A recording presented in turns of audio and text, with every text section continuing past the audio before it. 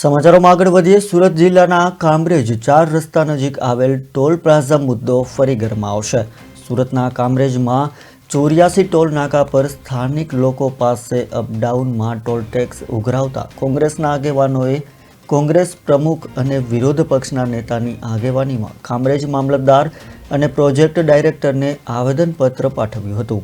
વાવ, ધોરણપાડી, અનોલી, ધારોલી ગામના સરપંચોએ પણ સમર્થન આપ્યું છે. જો સ્થાનિકો પાસે ટોલ ટેક્સ લેવામાં આવશે તો આવનાર સમયમાં ચક્કાજામ કરવાની સરપંચો દ્વારા ચીમકી ઉચ્ચારવામાં આવી. ત્યારે આમ આદમી પાર્ટીના નેતાઓએ પણ ટોલ ટેક્સનો વિરોધ નોંધાવ્યો હતો.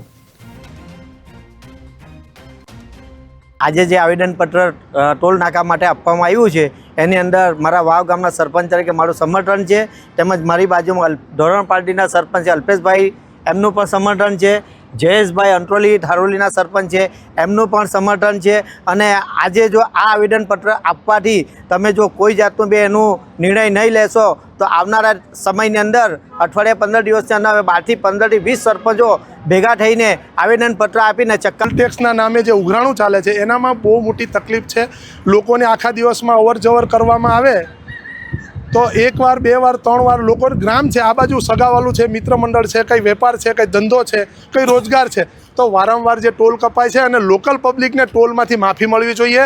અને આ ટોલ ટેક્સનો સમય મર્યાદા પતી ગઈ છે તો પણ હપ્તાના નામે ઉઘરાણું ચાલુ છે. અહીંયા અમે પ્રોજેક્ટ ડાયરેક્ટરને આવેદનપત્ર આપવા ગયા, એ લોકો અમને જોઈને ભાગી ગયા.